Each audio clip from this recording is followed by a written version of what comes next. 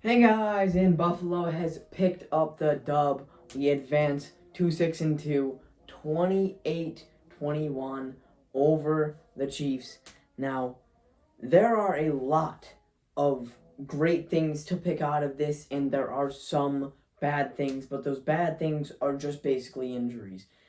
Other than that, that was our most complete game from start to finish. We started it with an opening drive touchdown and then stopped them, but then we failed to convert on fourth down, and with good field positioning, Patrick Mahomes and company scored a touchdown on that following drive.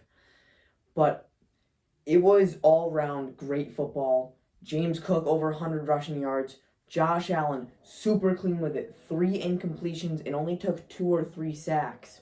Our O-line played very well. At least a lot better than we did last time we faced them in the AFC Championship game. I feel like this game, George Karlaftis, Chris Jones, Charles Omenihu, and Mike Dana, along with some other players, just didn't put as much pressure on him. And especially when he faced pressure, Josh Allen actually delivered some balls that we haven't seen this season. We've only seen checkdowns, and that is what he basically did for the first drive or two. But then he started to air it out a little bit more, and then our offense started to look good. And I mean, we had our fourth down stop, and we had a missed field goal at the end of the game. But I think other than that, we only had 1 or 2 punts. So we were extremely efficient, and James Cook with his 27 carries for 114 yards really helped that, obviously. And Dalton Kincaid, for his second time this season, second time in his career, goes over the century mark in receiving, which is awesome for him. Defensively, I think we played very stout. We actually only allowed around 75 rushing yards total to the Chiefs offense, which is way less than I expected. I thought they were going to at least get around 125. We put some pretty good pressure on Patrick Mahomes, and it seemed as if receivers weren't getting completely wide open, except for on that 4th and 17 to Rashee Rice, which was a very big turning point.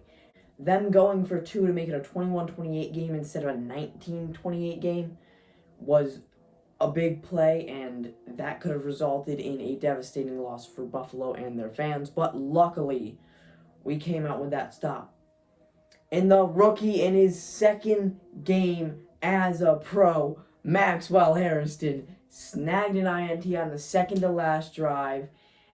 I would say the 3 or 4 best defenders this week that was visible. Obviously having Michael Hoyt, but he did sustain an injury, which is obviously concerning. And then we also had Joey Bosa constantly putting on pressure. I think he had 2 TFLs. He had a sack, and he just kept racking up tackles, racking up pressures, along with Greg Rousseau on the other side. We definitely took advantage of them having poor offensive tackles. But by far the best player on defense had to be Cole Bishop. On the 4th down, they went for it. Cole Bishop broke up the pass, and then right before halftime, Cole Bishop helped to break up the pass against Travis Kelce, and alongside that, he was just playing outstanding, getting tackles everywhere, left and right. I could just see him making plays, and obviously it does suck that Taylor Rapp is out for the season now because he underwent knee surgery, but Cole Bishop is a very bright spot for this future of our defense. I am just super fucking stoked. Buffalo beat Kansas City for the 5th straight time in the regular season, and that just feels fucking amazing because Patty can go his ref's cock and Andy Reid's little small innie. And see, that's exactly how we got to win every single one of these games. No turnovers, clean football, at least force 1 turnover defensively. I mean, the 4th down stop kind of did suck on the second drive because I could kind of feel the momentum sway. But then we gained it right back, taking a 21-10 lead and eventually winning 28-21. But obviously, defensive injuries keep piling up, keep racking up. We literally had, I think, 4 active defensive tackles in that game, and Michael Hoyt, our defensive end, was kind of serving as a DT on some plays, and he obviously sustained an injury, and now we're down to even less defensive tackle depth.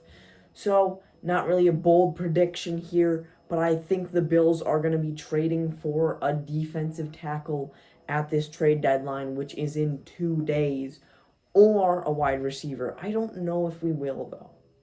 I think it's very likely we trade for a defensive tackle, but that's beside the point. All of our teams won. The 49ers, the Broncos, and the Bills, and the Chiefs lost. So that is an ultimate week end of football.